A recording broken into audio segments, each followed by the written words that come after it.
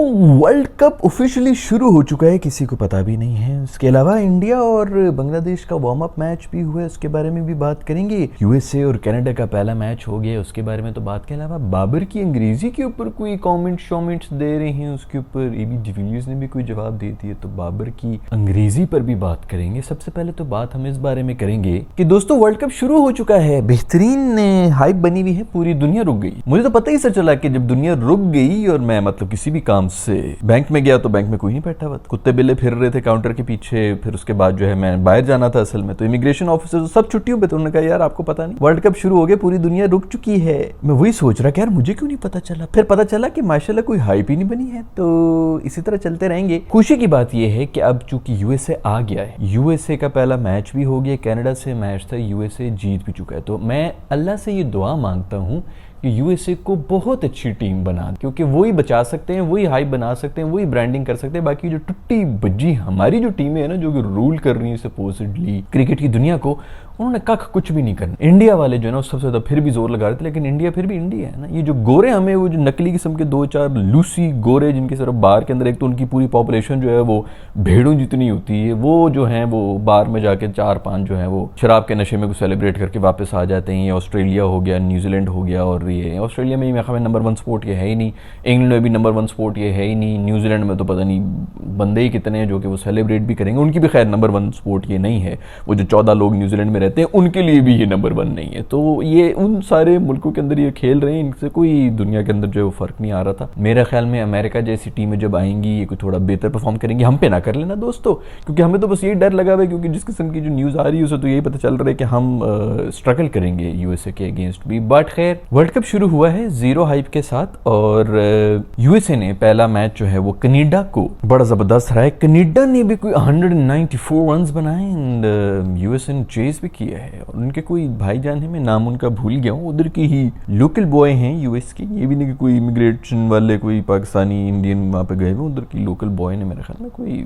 10 छक्के मारे, रिकॉर्ड भी तोड़ दिया। 194 रन, 40-45 बॉलों के ऊपर पता नहीं 90-95 इस तरह कोई रन बना दिए। तो डरने का तो मुकाम है दोस्तों जो हमारी टीम की इस वक्त हालत। दूसरी तरफ इंडिया और बांग्लादेश का भी हुआ है मैच, जो कि वार्म अप मैच था, और उसके अंदर क्या हुआ, वही हुआ जिसका डर था। कौन कमबैक कर चुका है? मेरा दोस्त पांडू। आप लोगों को बोला था कि जितना इसको जलील कर रहे हैं ना ये आईपीएल के अंदर, और जितने इसके प्राइवेट लाइफ में जो मसले चल रहे हैं, इसका कमबैक होगा पाकिस्तान के आगे। वो उसने हल्की सी हिंट दे दी। ये मैंने हाथ जोड़े में मेरे दोस्त पांडू, खुदा के लिए हमें ये ना हो कि हम कोहली को इस दफा आउट कर रहे हैं और सेलिब्रेट कर रहे हो कि अब तो मैच खत्म हो गया, बीच में से ये पांडू जो है वो कोई रंग में भंग डाल के, जिस तरह वो बिरयानी के अंदर एक इलायची आ जाए उस तरह मुंह में ये पांडू बन के आ जाए और हमारी फिर उम्मीदों के ऊपर पानी फिर जाए। अभी तक दिमाग से पिछला जो ऑस्ट्रेलिया में मैच हुआ था वो निकल ही नहीं रहा, जहां से 18 बॉलों पे 48 रन से भी जो है वो मैच जीत गए थे।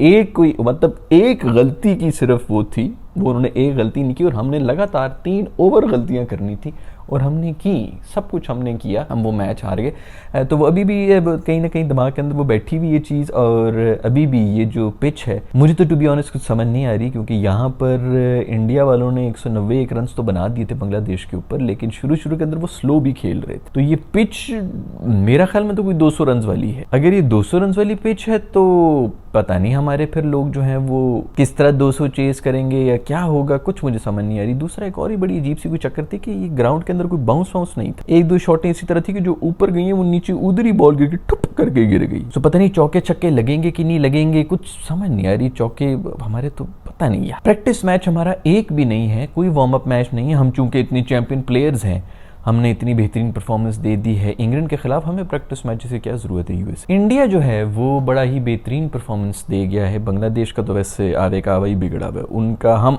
बस हमारी जितनी बुरी हालत है बांग्लादेश को वो उसी मल्टीप्लाई बाय 3 कर दें, वो उस हालत पे, तो वो हार गए। बड़ा ही 1 साइडेड मैच था। ऋषभ पंत जो है उन्होंने भी आके कोई 50-50 मार दी है, और उनका भी कम बैक हो गया, पांडू का भी कम बैक हो गया। बाकी सब तो वैसे ही कम बैक पे ही बैठे हुए हैं। आखिरी टूर्नामेंट्स हैं इनके, कोहली साहब के और शर्मा साहब के, तो वो तो वैसे ही कोई बड़ा काम करने के लिए आए हैं। उनको तो धरती पे जो उन्होंने अभी भी काम करना है वो तो वो करने के लिए बैठे हैं। बस डर ही लग सकता है और क्या कर सकते। 9 तारीख को पता चलेगा कि हमारा मैच उनके साथ किस तरह होता है। 6 को अपना मैच है यूएसए के साथ, पहले तो उसके मुझे लाले पड़ेगा। खैर उसके अलावा और भी कुछ हुआ है यार। ये कोई मेरा ख्याल में कोई वीडियो चैट के ऊपर बाबर और डिविली की आपस में बात हो रही थी और उसके बीच में मेरा ख्याल में कोई ये कि अंग्रेजी में बात हो रही थी, क्योंकि डिबिली को तो उर्दू नहीं आती और बाबर को आती है, तो अंग्रेजी में बात कर रहे थे। तो नीचे एक ऋतिक साहब हैं जिन्होंने ये कमेंट किया हुआ था कि ABD hardly control his laughing crying emoji, laughing crying emoji, Babar Azam speaking in English, laughing crying emoji. पहली बात तो ये मेरी दोस्त, मैं आपको एक बात बताऊं कि ऋतिक आप जो उनकी अंग्रेजी के ऊपर कमेंट कर रहे हैं, अल्हम्दुलिल्लाह ये डेढ़ एक लाइन में आपने कोई 200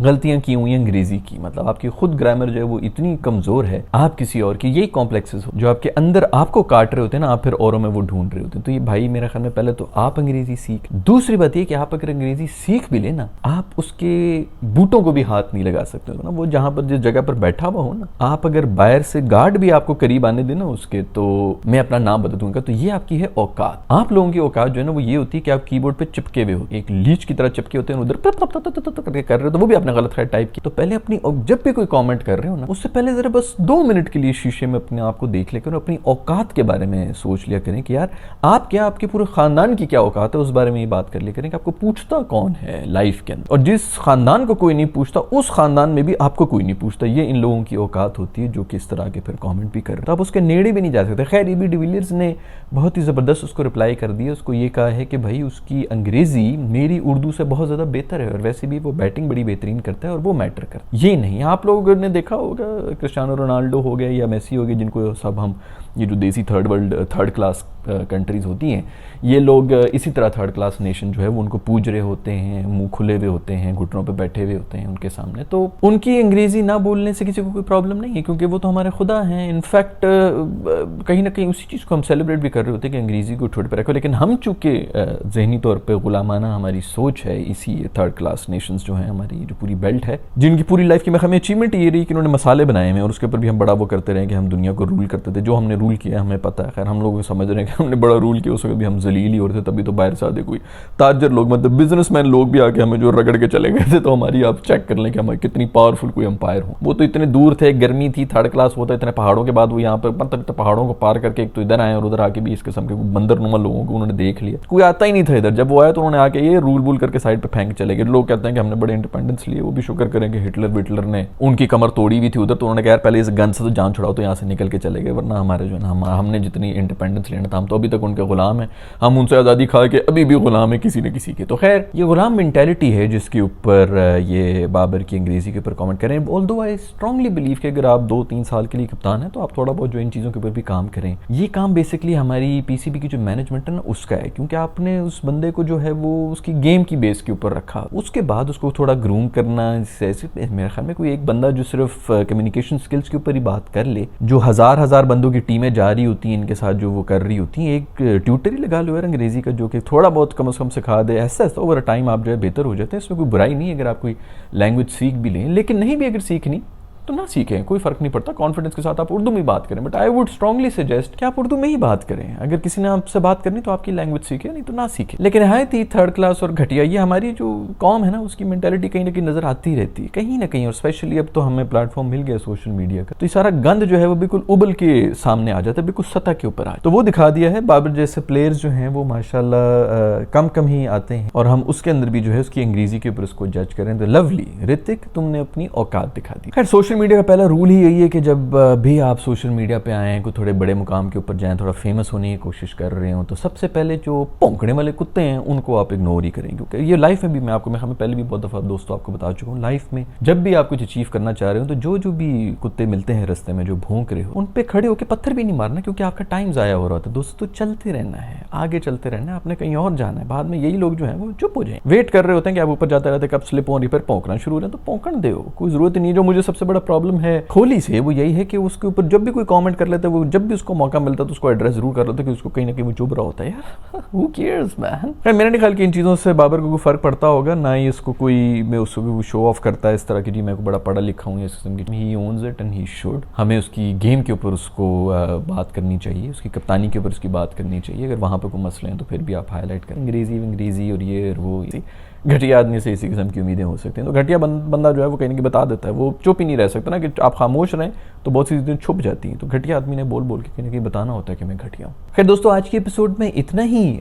मिलूंगा आप लोगों से नेक्स्ट वीडियो के अंदर। वर्ल्ड कप शुरू हो गया, आप लोगों को मुझे पूरा यकीन है कि आप लोग तो बिल्कुल पागल हो गए होंगे। पूरी दुनिया इस वक्त रुकी हुई है, तो आप लोग भी रुके हुए होंगे। तो वर्ल्ड कप में आप लोगों के पास आता रहूंगा, इसी तरह वीडियोस बनाता रहूंगा। अपना ख्याल रखिएगा। अगर वीडियो पसंद आई तो लाइक के बटन को छू लें, नहीं पसंद आए तो डिसलाइक के बटन को छू लें। जो करना है करें दोस्तों। I will see you in the next video. Bye.